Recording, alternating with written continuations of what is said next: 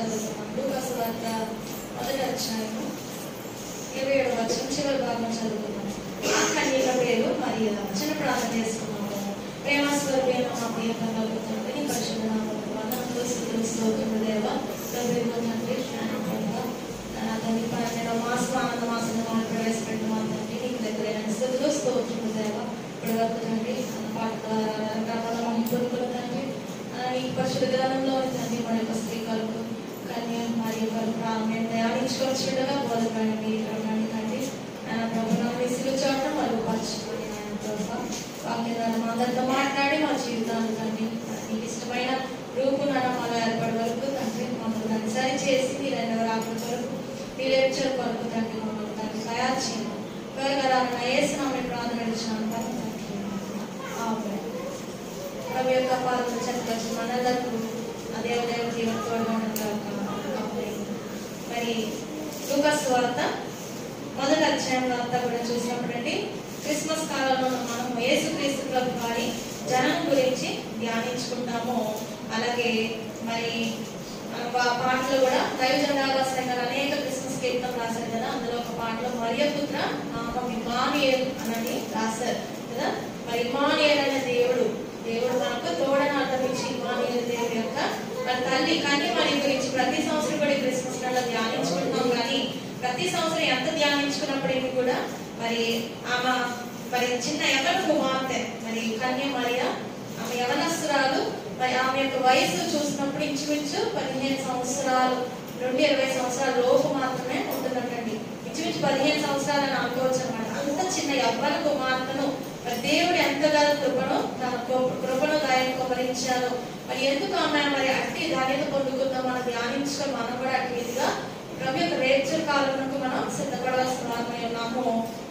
మరి మరి అనే పదమునకు అర్థము మేరీ ఇంగ్లీష్ లో అంటారు కదా. మరి అనే మరి పదమునకు అర్థం ఏంటంటే విదౌట్ అని అర్థం ఒకటి అంటే ప్రియమైన. అలాగే ఇంకొక అర్థం కూడా ఉన్నది బిట్టర్ చేదు అనే అర్థం ఉంది. అలాగే ఇంకొకటి 2 అర్థాలు డ్రాప్ ఆఫ్ ద సీ అంటే సముద్రం యొక్క నీటి మరి బొట్టు. విష్ణు పరిచయం ఒక కుమారుని కొరకు ఆశపడినట్లుగా మరి ఇన్ని అర్థములు ఉన్నాయి. విదౌట్ ప్రియమైన నిజమైన దేవుడికి ప్రియమైన కుమార్తె యవ్వన కుమార్తె చిన్న కుమార్తె మరి అలాగే మేరీ అనే పదము మరి ఇంకా చూస్తే హెబ్రీ పదం యొక్క మిరియాము మరి తెలుసు మనకి మోషే గారు అర్థం మిరియాము మరియాము ఈ 2 పదాల నుంచి మేరీ అనే పదం వచ్చినట్టండి. మరి మిరియాము అంటే చేదు కదా, రిబలియస్ అన్నమాట, తిరుగుబాటు స్వభావం మిరియాము అర్థము. మరి బెటర్ చేదు అని కూడా మనం అనుకున్నాం కదా. కాబట్టి మేరీ అనే పేరు మిరియాము అనే పేరు హెబ్రీ పదం నుండి కూడా వచ్చినట్టుగా మనం ధ్యానించుకోవాల్సిన వారమే ఉన్నాము. కాబట్టి కన్య మరియ మరి ఇంటి ధన్యత పొందుకోవడానికి కలిగిన మరి మంచి లక్షణాలు ఈమె నుండి మనం నేర్చుకోవాల్సిన అనేక ఆత్మీయ పాఠాలు మనం ధ్యానించుకున్నాము.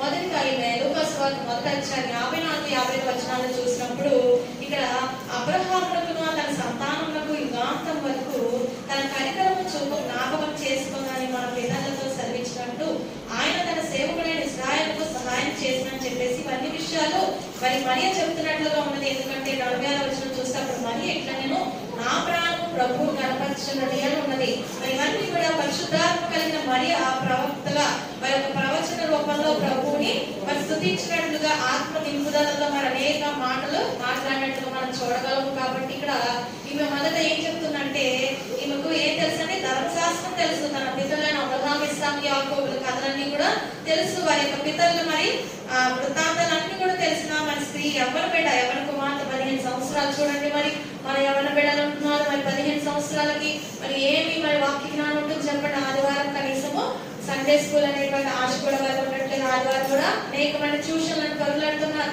మరి దేవుడు మన దైవజనం చెప్పారు మనకి గుడి ఎలాగో బడి ఎలాగో గుడి కూడా అలాగే ఉండాలి. 6 దినాలు మరి బడి లోక చదువుకుంటే మనకు ఆదివారం ఉండాలి, గుడి ఉండాలి. తప్పనిసరిగా దేవుడు వాక్యం నేర్చుకోవాలి. ప్రతి ఆదివారం కూడా సండే స్కూల్ అనే దానికి మన బిడ్డలు నడిపించాలి. మనము మన బిడ్డలకు నేర్పించాల్సిన వారు 15 సంవత్సరాల కుమార్తెకి మరి అట్టి జ్ఞానం ఉన్నట్టే మరి మనం గమనించాలి. తల్లిదండ్రులు ఎంత మరి చక్కగా పెంచారు, మరి వాక్యం చెప్పేవారి ఆమెను ఎలా ఎదిగించారు మరి మనం గమనించాలి. మన బిడ్డలు కూడా అలాగా దేవుడు వాక్యం చిన్నప్పటి నుండి మనము నేర్పించాలి. ప్రార్థించడం నేర్పించబడాలన్నమాట. 12 సంవత్సరాలు దాటినంటే మనము మరి మన చేతిలో ఉండరండి. 12 సంవత్సరాలకి ఖచ్చితంగా స్త్రీ అయిన పురుషుని ఏం చేయాలి 12 సంవత్సరాల లోపు అయితే ఇటువంటి మంచి చెడు తెలియదు, కానీ మరి తర్వాత వయసు వారికి ఏంటంటే ఆ వయసులో అనేకమైన మార్పులు శరీరీతిగా, మానసికంగా, లోకరీతిగా. కాబట్టి ఈ 12 సంవత్సరాల లోపే మనం ఏం చేయాలి? బిడ్డని రక్షణ వైపు, మారుమనసు వైపు వారిని మరి నడిపించవలసిన వారమై ఉన్నాం. తప్పకుండా 12 సంవత్సరాలు దాటినంటే వారిని రక్షణ కూడా తప్పనిసరిగా నడిపించవలసిన వారమని. 15 సంవత్సరాలు యవ్వన కుమార్తెకు ఉన్న ఆశ ఏంటంటే గొప్ప ఆశ, ప్రభువు మెస్సయ్య నేనే గర్భాన పోయాలి, నేనే ఆయన్ను ప్రసవించాలి, నేనే ఆయన్ను మరి లోకానికి ఇవ్వాలని చెప్పేసి గొప్ప ఆశ కలిగి ఉన్నదంటే వయసు మోచినది కదా, వయసు చిన్నది కానీ ఆశ, కోరిక ఎంత పెద్ద చెప్పండి. మరి చూస్తున్న లోక సామెతలు ఉంటాయి కదా, మరి అలాగా పెట్ట కొంచెం కోదగా అన్నట్లుగా ఈమె చిన్నారిదే, చిన్నారి 15 సంవత్సరాలు యవ్వన కుమార్తె అయినప్పటికీ కూడా ఆమె మరి దేవుని వాక్యం ఎరిగిన మరి యవ్వన స్త్రీగా, కన్నికగా మనము జ్ఞాపకం చేసుకోవాలన్నమాట. కాబట్టి మనము మన బిడ్డలకి ఎంత దేవుని వాక్యం ఎత్తున్నాం, వారికి ఎంతలాగా మరి వాళ్ళని ప్రోత్సహించే వారు ఉన్నాము కూడా మనము మరి గమనించవలసిన వారమే ఉన్నాము. అలాగే ఇంకొక మంచి విషయం ఏంటంటే ఈమె దేవుని ఆత్మతో నింపబడిన వ్యక్తిగా మనం చూడగలము. మొదటి అధ్యాయం 30వ వచనం చూస్తే ఈమె దూత చెప్తున్న పరిశుద్ధాత్మని నీకు వచ్చును, సర్వోన్నతుని శక్తి నీకు కమ్ముకున్నాడు కనుక పుట్టబోవు శిశువు పరిశుద్ధుడై దేవుని కుమారుడు అనబడును అని చెప్పేసి దూత చెప్తున్నాడు అనమాట. ప్రియుడు దేవదూత పరిశుద్ధాత్మ దేవుడు ఎవరి మీదకి వచ్చినట్లుగా మనం రాయబడింది, మరియమ్మ మీదకి వచ్చినట్లుగా దైవజనులు దేవదాసయ్య గారు చెప్పారు. మన పరిశుద్ధాత్మ దేవుని మనం నీటిని ఆహ్వానించాలంట, మన లోని కూడా ఆహ్వానించాలంటండి. నీటి బాప్తిసం ఒకటే సరిపోదు, పరలోకి వెళ్ళాలన్నా, వెచ్చలు అద్దపడాలన్నా ఆత్మలో అగ్నిలో బాప్తిసం పొందుకోవాలి. కాబట్టి మీదికి మరి పరిశుద్ధాత్మ దేవుడు రావడం, అలాగే ఈ పరిశుద్ధాత్మ సర్వోన్నత శక్తి నేను కమ్ముకోను కనుక పుట్టబోవు శిశువు పరిశుద్ధుడై దేవుని కుమారుడు అనబడి. కాబట్టి మరి మరియమ్మ యోసేపు గారికి ప్రదానం చేయబడింది అనమాట. ప్రదానము జరిగిన సంవత్సర కాలము మరి యూదులైన వారు ఒక 1 year గ్యాప్ ఇస్తారనమాట వారికి. ఎందుకంటే పెళ్లి కుమారుడు వెళ్ళి ఒక నివాసం కట్టి పెళ్లి కుమార్తెను వివాహం చేసుకుని తీసుకెళ్లాలన్నమాట. అందుకే యేసుప్రభు గారు సంఘములు మరి ప్రదానం చేసుకుని వెళ్ళారు. పరలోకంలో ఏం చేస్తున్నారైనా నివాసాలు కడుతున్నారు. మధ్యాకాశంలో గొర్రె వివాహం జరుగుతుంది. యూదులు కదా యేసుప్రభు గారు, యూదాధర్మ ప్రకారము ఆయన మనతో ప్రధానమైంది. మరి మళ్ళా నివాసాలు కట్టి మనని వివాహం చేసుకోవడానికి మధ్యాకాశం రాబోతున్నారు అనమాట. కాబట్టి ఇక్కడ చూసినప్పుడు పరిశుద్ధాత్మను పొందుకున్న మరి యవ్వన కుమార్తెగా చూడగలం. మన బిడ్డలు మరి పరిశుద్ధాత్మను పొందుకుంటున్నారా అంత చిన్న వయసులో, లేదా లౌకికాత్మను పొందుకుంటున్నారా చెప్పండి. మనం ఎంతగా మరి మనమే దేవునాత్మను మరి కోరుకోవట్లేదేమో. అలాంటి దుస్థితి మనకు ఉండకూడదు. మనం ఆత్మల బాప్తిజం పొందాలండి. నీళ్ళ బాప్తిజం సరిపోదు. నీళ్ళ బాప్తిజం వల్ల పాపక్షమాపణ, శాప విముక్తి అంతే.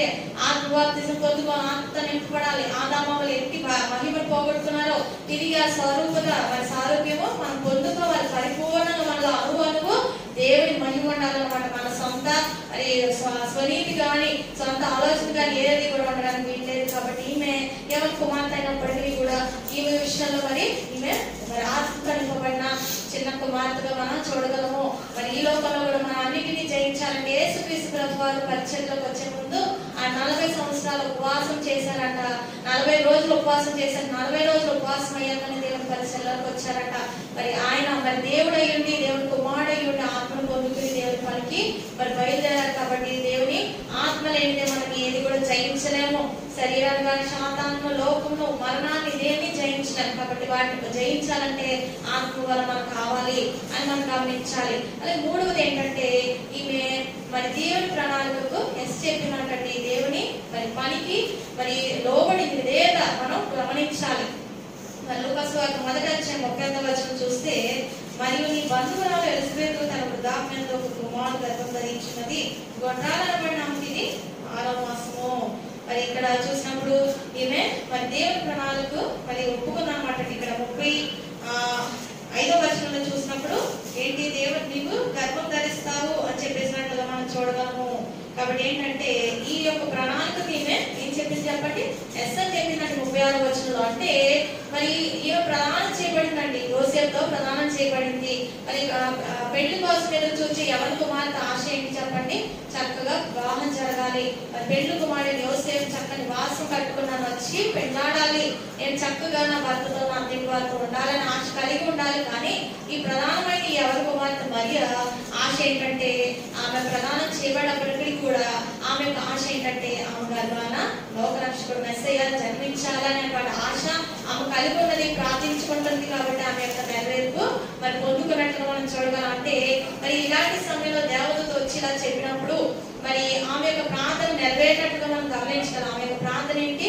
యేసు ప్రభువు నా గర్భంలోనే మరి ఆమె పుట్టాలి అనేటువంటి మరి ఆమె మరి వాక్యం ఎదిగినప్పటి నుంచి కూడా మరి ఆమె మెస్సయ్య రాకకు ఎదురు చూచి కన్యక గర్భానే మరి యేసు ప్రభువు వస్తారని ప్రవచన గ్రంథాల్లో యెషయా గ్రంథంలో ఎలా చదువుకున్నాం కదా.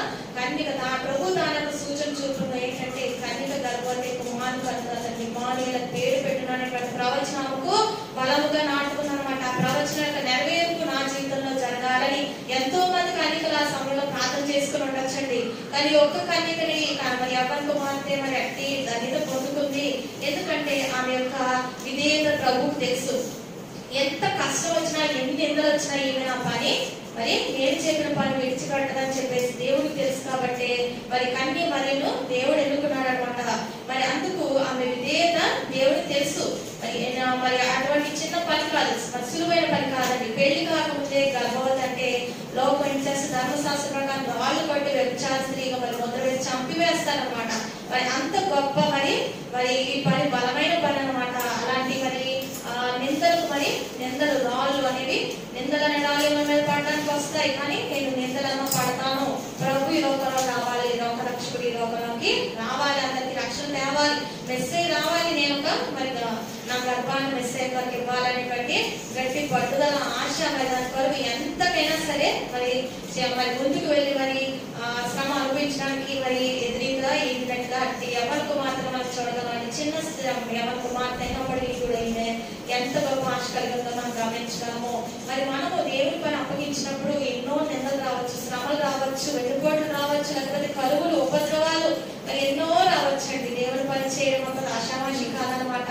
మరి అలాంటి సమయంలో మనము వెనుదిరుగుతున్నామా, లేకపోతే మరి ప్రభు యొక్క పనికి లోబడి మన యొక్క జీవితం మరి ప్రణాళిక దేవుడు ఏం కలుగున్నాడో మరి అది కలిగి మరి ముందుకు వెళ్తున్నామా, మధ్యలో విడిచిపెడుతున్నామా అన్నది కూడా గమనించుకోవాలి. మరి చివరి వరకు కూడా మరి మరియా యోసేపులు మరి చూడగలము. ఎందుకంటే ఒకటి మరి తల్లిదండ్రుల వ్యతిరేకత ఉంటుంది. ఎందుకంటే పెళ్లి కాకుండా గర్భవతి ఏంటి అని మరి కారణం అడుగుతారు. యోసేపు మరి కట్టుకునే భర్త అతను అడగచ్చు, వీరందరికీ సమాధానం చెప్పుకోవాలి. సమాజం ఇరుగుపోతూ వారి బంధువులు స్నేహితులు అందరూ కూడా ఉప్పు వేస్తారు అనమాట. ఎందుకంటే అది నీచమైన కార్యం, పెళ్లి ముందే గర్భవతాడు.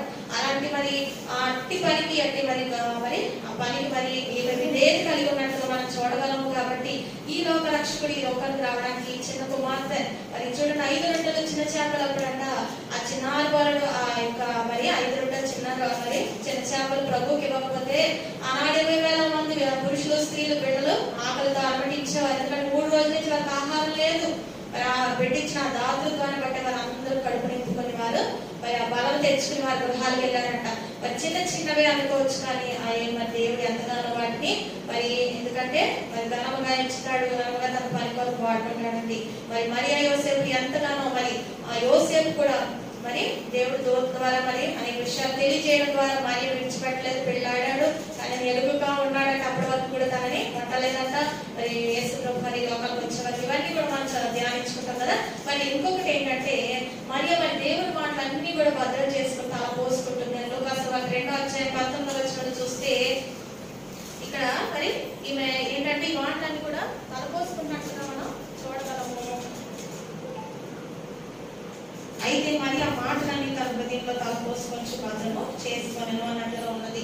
మరి ఇక్కడ ఇంగ్లీష్ బైబిల్లో చూస్తే భద్రం చేసుకొని అంటే ట్రెజర్డ్ అప్ అని ఉంటుందండి. తల పోసుకుంటుందంటే సబ్మిసివ్ టు దెమ్, అంటే ఏంటంటే willing to submissive to others అన్నమాట. అంటే ఏంటంటే భద్రం చేసుకోవడం అంటే హృదయంలో భద్రం చేసుకోవడమే కదా, తల పోసుకోవడం అంటే వాటిని ధ్యానించుకోవడమే కదా అనుకుంటాం. కానీ అలా కాదు. కానీ హృదయంలో భద్రపరుచుకుని తల పోసుకోవడం అంటే సబ్మిసివ్ టు దెమ్ అంటే వాటికి సబ్మిషన్ అంటే సమర్పణ అవుతుందంట. నిజమే, ఇలా పలానా ప్రభు వస్తారు, ఆయన ఎందుకు వస్తారు లోకంలోనికి మరణించడానికి వస్తున్నారు, ఎందుకు సిలువ మరణం ద్వారా లోకంలో పాపులందరికీ రక్షణ కొరకు వస్తున్నారు అని విషయాలని తెలుసుకుని మన సబ్మిసివ్ టు దెమ్ అంటే సరే దేవుడి చిత్తం అలా జరుగుతుంది కాక నిజమైన కల్పాన్ పుట్టి కుమారుడు మరి లోక రక్షణ కొరకు చనిపోతాడు. అది సామాన్యమైన విషయం కాదు. మనము కనిపించిన బిడ్డ మన కళ్ళ ముందే చనిపోతానంటది. మరి ఆమె హృదయంలో ఒక కట్టు వెళ్తుందని మరి వాక్యం ఉన్నట్లుగా అయినట్లుగా చూడగలం. కాబట్టి దేవుని మాటలు అలా జరుగుగాక అన్నట్లుగా ఆమె సబ్మిషన్ అంటే సమర్పణ అవుతుందంటండి. కాబట్టి మనకి దేవుడు ఏదైనా చెప్పినప్పుడు మరి మనం సరే దేవుడి చిత్తం జరుగుగా కానీ అది మనకి హృదయంలో గుచ్చుకున్నప్పటికీ ఆమె హృదయంలో ఖడ్గంలో వెళ్ళిపోయిందంట. అయినప్పటికీ అమ్మ లోబడిందంటండి. అది అదొక విషయం. అలాగే మరియమ్మ మరి అలాగే మా యోహాను సువార్త 2:3-5 వచనాలు చూస్తే కానా వివాహంలో మరి యేసుక్రీస్తు ప్రభువారు వైపు ఆమె తిరిగిందంట. అక్కడ విందు జరుగుతుండగా ద్రాక్షరసం అయిపోయిందంటండి. ద్రాక్షరసం ఇక్కడ మనం ఏదైనా ఫంక్షన్స్ చేస్తాం, అప్పుడు ఆ సమయంలో మరి యూదులైన వారికి ఏంటంటే వారికి ద్రాక్షరసం అనేది వారి విందుల్లో ప్రధానమైన పానీయం. మనకైతే అంతగా కాదు కానీ అటు సైడ్ వైన్ అన్నమాట ద్రాక్షరసం. మరి అది అయిపోతున్నప్పుడు మరి ఇంకా అనేకులు మరి గెస్ట్లు అతిథులు ఉన్నప్పుడు వారికి మరి ఇవ్వలేనటువంటి స్థితి ఉంటే ఎంతో అవమానకరం. అలాంటి సమయంలో ఆమె అటువంటి సమయంలో మరి ఆ కానా విందు కంటే ఎవరో పిలవబడ్డారు, ప్రభువును ఆయన శిష్యులు పిలవబడింది. కాబట్టి ప్రభు యొక్క మరి శక్తి ఆ మరియకు తెలుసు. చిన్నప్పటి నుంచి కూడా మరి అనేక వీడియోస్ ఈ మధ్యన వస్తున్నాయి. ఎందుకంటే యేసు ప్రభు వారి యొక్క 30 సంవత్సరాల జీవితం గురించి ఆయన చిన్నప్పుడు అంట చిన్న పిల్ల వయసులప్పుడు చనిపోయిన వారిని కొడితే వారు లేచారంట వారు మరణించిన వారు కూడా లేచేవారంట. ఇంకా అనేక విషయాలు తెలుస్తున్నాయి. అలాగే ఇవన్నీ చూస్తుంటుంది. కాబట్టి మరియమ్మకు తెలుసు ఈ ద్రాక్షరసం అయిపోతే మీరు ఎంత అవమానం పొందుతారు, ఈ విందు వివాహము జరిగిస్తున్న వారు అలా జరగకూడదు. నా కుమారుడు మరి దేవుని కుమారుడు కదా, ఆయన మరి ఏదైనా చేయగలన విశ్వాసం ఆమెకు ఉంది. కాబట్టి ఏం చేసింది, ప్రభుతో చెప్పినప్పుడు అమ్మా నాతో నీకేమి ఆ సమయం ఇంకా రాలేదని ప్రభు చెప్పినప్పటికీ కూడా తల్లి మాట మరి కాదనలేక నెట్టివేయలేక ఏం చేస్తారు, నీటిని ద్రాక్షరసంగా మొదటి సూచక్రియ ప్రభు కానాలో మరి జరిగినట్లుగా కానా వివాహంగా జరిగించారు. కాబట్టి ఆ యొక్క కొరత సమయంలో ప్రభు మరి ఎటువైపు తిరిగి చెప్పండి, దేవుని వైపు, దేవుని కుమారుడు వైపు తిరిగింది. మరి మనం మన శ్రమ సమయంలో మన కొరతల్లో మనం ఏం చేస్తున్నాము, దేవుని వైపు తిరుగుతున్నామా లేదా, దేవుని వైపే తిరగాలి. ఎందుకంటే మనుషులు నమ్ముకోవడం కాదు, రాజులు నమ్ముకోవడం కాదండి, దేవుని వైపే తిరగవలసిన వారు. ఎందుకంటే సన్నిధిలోనే అన్నీ పరిష్కారం అవుతాయి. సన్నిధిలోనే జరుగమ్మ కడుపునంట యాకోబు ఏశావు ఇద్దరు కూడా పెరుగులాడుకుంటున్నారండి. యాకోబు అంటే ఏశావు మడిని ఎత్తుకున్నప్పుడు ఇంకా నేను ఇలాగ ఉండడం నాకు కదా మరి ఉపయోగం లేదు, నేను దేవుని సన్నిధిలో తేల్చుకుంటాను. దేవుని సన్నిధిలో వెళ్ళినప్పుడు దేవుడు చెప్తారు, నీవు 2 జనపదులకు అంటావు, ఒకరికి పెద్దవాడు చిన్నవాడికి చిన్నవాడు మరి ఏంటంటే ఏడుతాడు, పెద్దవాడు చిన్నవాడికి దాసుడు ఎవరని చెప్పేసి చెప్పారు కదా. ఒక సన్నిధిలోనే పరిష్కారం దొరికేసింది ఆమెకు. అన్నాకు కూడా గర్భఫలం లేదు, దేవుని సన్నిధిలోనే మరి కుమ్మరించుకున్నాను హృదయాన్ని.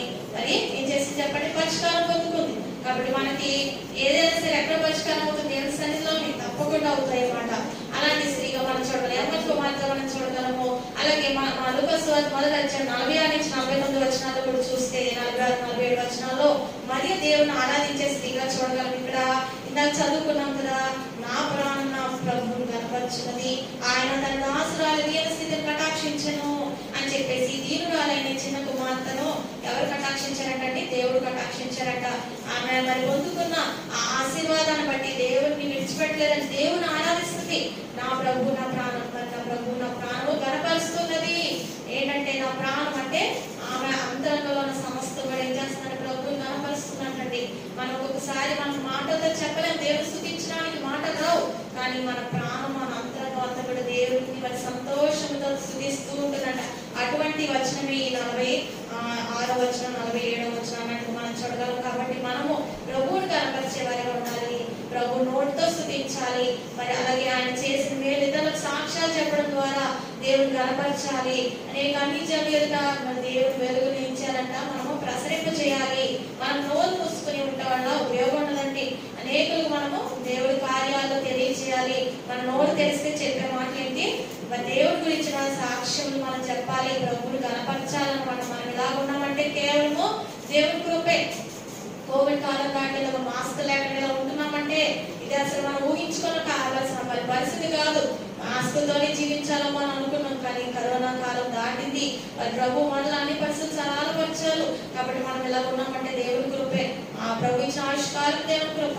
మరి ఈ మధ్యన ఒక వీడియో పాస్టర్ గారు పెట్టేది ఏంటంటే, ఊటీలో మరి ఏంటంటే ఒక క్యారెల్స్ వెళ్ళారనమాట ఇంటికి. మరి యవనస్తుల సమగతలు అలా వెళ్తారు కదా, అలా ఒక అతను క్రిస్మస్ ఫ్యాషన్ వేసుకుని మరి చక్కగా దేవుడు స్తుతిస్తున్నాడు, డాన్స్ వేస్తున్నాడు. ఆఖరి క్షణాల్లో ఏంటంటే లాస్ట్ లో దేవుడు స్తుతిస్తూ గొప్ప కూలిపోయి మార్చుకో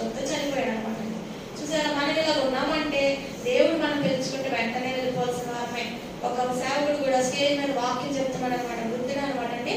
వాక్యం చెప్తా మరి చాలా బలంగానే ఉన్నాడు మనిషి, కానీ సడన్ గా హఠాత్తుగా దేవుడు వాక్యం చెప్తానే మరి దేవుడి సన్నిధిలోకి వెళ్ళిపోయాడు కదా. మరి దేవుడు ఎప్పుడు పిలిచినా వెళ్ళిపోవాల్సిందే.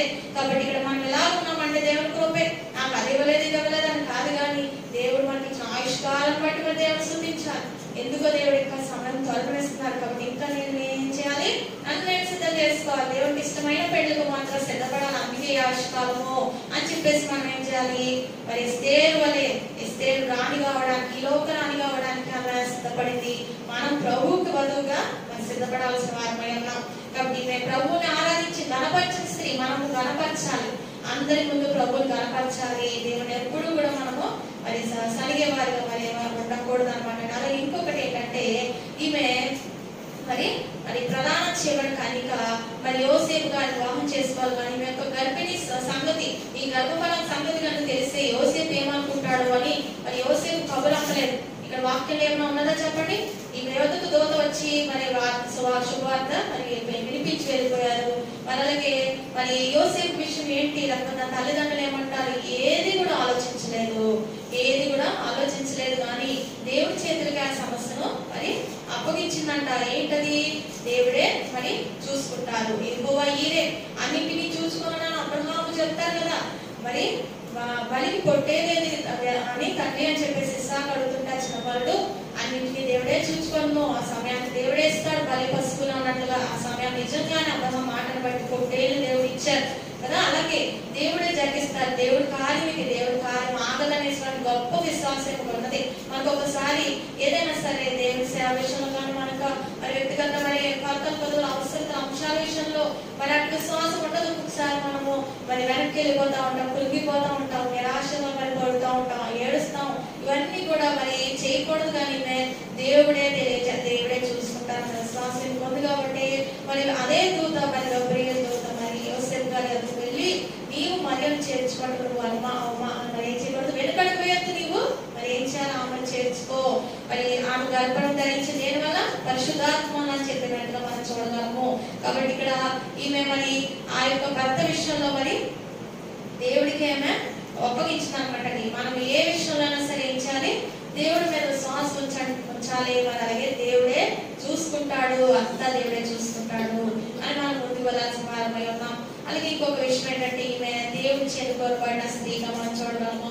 మరి లూకా సువార్త 1:30-31 వచనాల్లో చూస్తే మరి ఇక్కడ ఆమె మాటకు బహుగా తొందరపడి, ఇక్కడ చూడండి 28వ వచనం, ఆ దూత లోపలికి వచ్చి ఆమె చూసి దయాప్రాప్తురాలని శుభము, ప్రభు నీకు తోడే ఉన్నాడని చెప్పాను. ఆమె మరి సన్నిధిలో సన్నిధి చేసుకుంటుంది, ప్రార్థన చేసుకుంటుంది మరియా. అప్పుడు దూత లోపలికి వచ్చిందంట, మరి తలుపులు వేసుకుని ప్రార్థన చేసుకుని ఆమె ఇంట్లోకి ఎవరు వచ్చారంట, గబ్రియల్ దేవత పరలోకం నుండి నేరుగా రావడము. మరి గబ్రియల్ దేవత అంటే సామాన్యంగా ఉంటుందా చెప్పండి. మరి చక్కని దూత, ప్రధాన దూత, ఆమె వెలుగుతో మరి ఆ దేవదూతను చూడటము, స్వరం వినడం, ఇవన్నీ జరిగినప్పుడు మరి ఆమె వచ్చి మన దేవదూత ఏమంటుంది, దయాప్రాప్తురాలని శుభము, ప్రభు నీకు తోడై ఉన్నాడని చెప్పాను. ఎంత మంచి వార్త, ఎంత మంచి స్వరం వినబడింది ఎవరి కుమార్తెకు. అప్పుడు అవి విని చూసి, ఆ వెలుగు చూసి, ఆ స్వరం విని ఆమె ఆ చిన్న కుమార్తె తొందరపడుతున్నప్పుడు మరి శుభవచనం ఏంటని ఆలోచించుకున్నప్పుడు మరి ఆ భయపడము. మనం ఎవరైనా నిజమే ఆ వెలుగు ఆ స్వరము ఏంటా అని చెప్పేసి ఎవరైనా మనం తొందరపడతాం కదా, భయపడద్దని చెప్పేసి నీవు దేవుని ప్రభు పొందాము, అలాగే నీ గర్భం ధరించి కుమార్తెను యేసు పేరు పెట్టుకుందాం అని చెప్పేసి ఎంతో మంచి ధన్యకరమైన వార్త చెప్పి మరి వెళ్ళినట్లుగా మరి దేవుడి చేరుకోబడిన స్త్రీ అనమాటండి. మరి దేవుడు మరి తన ప్రణాళికను ఈమె ద్వారా నెరవేర్చాలని మరి ఆశ కలిగి ఉన్నారు. మరి మరి 9 నెలలు కూడా ప్రభువుని గర్భాన మోయాలి, మరి కనాలి, ఈ పని కోసం ఎన్నుకోబడి. అలాగే మనం కూడా ప్రతి ఒక్కరం కూడా దేవుని ఒక ప్రత్యేకమైన పని కొరకు మరి జన్మించబడ్డాము. అలాగే మరి ఎన్నుకోబడ్డాము, పిలువబడిన వారు అనేకులు, ఏర్పరచబడిన వారు కొందరైనట్లుగా ఈ లోకంలో ఎంతో మందిని ప్రభు పిలుస్తున్నారు. అందుకే దైవజనం రాశారు కదా, ఏ రోజు ప్రభుని అడగలేదు, ఇది ఎంత విచారం, కైసరవుస్తూ మరి అడగలేదు, మరి తెలుసుకోలేదు ప్రభుని, ఇది ఎంత విచారం. అన్ని జనులు ప్రభువుని చూస్తున్నారు, యేసు ప్రభు జననం, క్రిస్మస్ అన్ని సువార్తలు వింటున్నారు, అన్ని కూడా మనలాగే చేయడానికి ఇష్టపడుతున్నారు, కానీ ప్రభువుని నమ్మడానికి మాత్రం చేయలేకపోతున్నారు. ఇదంతా విచారం కదా. అలాగే ఇక్కడ ఈమె మరి ఒక పని కొరకు ఎన్నుకోబడింది, మరి పని కోసము మరి ముందుకు వెళ్ళింది. అలాగే మనం కూడా మన పట్ల దేవుడు ఒక ప్రణాళిక కలిగి ఉన్నారు, మనము ఆ పనిని నెరవేర్చవలసిన వారమై ఉన్నాం. మరొకటి ఏంటంటే నమ్మకమైన సేవకురాలు. మరి యోహాను సువార్త 19:20 చూస్తే యేసు ప్రభు వారి సిలువ వరకు కూడా ఎవరెవరు వెంబడించారంటే ప్రభువుని మరి యోహాను గారు అలాగే మరి మరియ ఇద్దరు కూడా వెంబడించినట్లుగా చూడగలము. కాబట్టి చివరి వరకు కూడా వెంబడించింది. ఎలాంటి పరిస్థితులైనా సరే మధ్యలో విడిచిపెట్టలేదు. శిష్యులైన వారందరూ కూడా ఇస్కరియోతు అప్పగించి ఉరిపెట్టి చనిపోయాడు. 11 మంది కూడా మరి అన్ని దిక్కులు పారిపోయారంట. కానీ యోహాను శిష్యుడు మరి ఆ సిలువ ఎదురు వెళ్ళారు. మరియ తల్లి మరి కూడా సిలువ ఎదురు నుంచి మరణం వరకు కూడా మరి అక్కడికి వచ్చినట్లుగా మనం చూడగలం. మేడగదిలోని కూడా మరి వెళ్ళినట్లుగా మనం చూడగలం. పరిశుద్ధాత్మ పొందుకున్న వారిలో మరి ఆమె కూడా ఉన్నట్టుగా చూడగలము. కాబట్టి మనం మరణం వరకు కూడా అలా ఉండాలి. అలాగే ఆత్మను పొందుకునే వారిగా అటువంటి గ్రూపులో మనం ఉండాలి. అదొకటి. అలాగే ఇంకొకటి ఏంటంటే మరియు తెలుసు తన కుమారుడు మనుషులందరి పాపాలతో సిలువపై చనిపోతాడని. కాబట్టి ఆమె ఏం తెలిసింది? ఆమె కూడా ఒక మనిషి కదండి. మరి అయినా దేవత కాదు. రోమన్ క్యాథలిక్ వాళ్ళు చేసే తప్పు ఏంటంటే వారు మేరీ మాత్రం పూజిస్తారు. అవన్నీ కూడా తప్పు. ఎందుకంటే ఆమె కూడా ఒక మనిషే. యేసు ప్రభువే దేవుని కుమారుడు. ఆమె గర్భాన్ని జన్మించాడు. ఎవరి వల్ల? పరిశుద్ధాత్మ వల్ల. అది మనిషి యొక్క ప్రమేయం లేకుండా. కాబట్టి మరి అనేది దేవత కాదు. ఆమెలో పూజింపదగినది కాదు. మరి ఆమె గర్భపరచబడదగిందే. కాబట్టి అంతేగాని ఏం చేయకూడదు, ఆమె పూజించకూడదు, ఆరాధించకూడదు. ఆమె ఒక స్త్రీయే. కాబట్టి మరి కూడా ఎవరు విశ్వసిస్తూ చెప్పండి? నా గర్భాన్ని పుట్టిన వాడే లోక రక్షకుడు మెస్సయ్య. మరి నాకు ప్రతి ఒక్కరు కూడా ఆత్మరక్షణ ఇవ్వాలంటే ఆయన వల్లే, ప్రభు వల్లే అని చెప్పేసి నమ్మిందనమాట. కాబట్టి మరి మనం ప్రభువుని తెలుసుకున్నామా లేదా?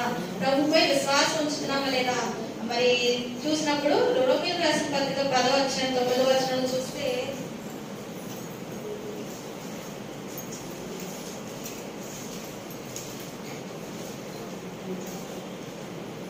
అదేమనగా యేసు ప్రభువుని నోటితో ఒప్పుకొని దేవుడు మృతుల్లో ఉన్నాడని లేపునని హృదయం విశ్వసించిన ఎడల నీకు రక్షింపబడదు. మరి కూడా అలాగే ప్రభువుని విశ్వసించినంత రక్షణ పొందిందంట.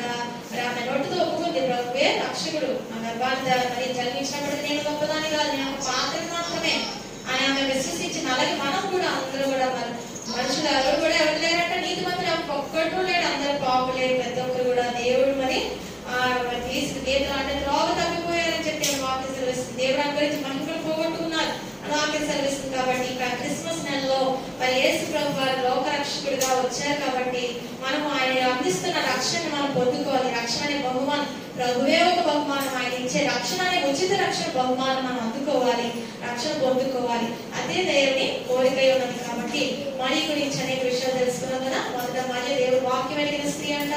అలాగే మరియ దేవునితో ఆత్మతో నింపబడిన స్త్రీ.